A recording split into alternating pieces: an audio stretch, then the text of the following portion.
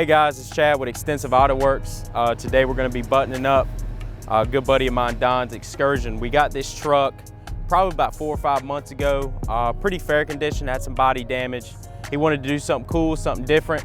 So we ended up doing a two-tone wrap job on this truck. So it is a ghost orange. And then we went back with a black metallic on the center of the hood, the grille, and the roof. And then we decided to put some armored bumpers on it, all rigid lights. Everything looks super, super clean, super good. If you want to walk with me. So we took all its factory emblems, pulled them off, painted them matte black to accent the actual wrap. And then we did tow mirrors off of a newer F-250. We did focal door components and tweeters in this truck. We did smoke lights, all LED bulbs in it.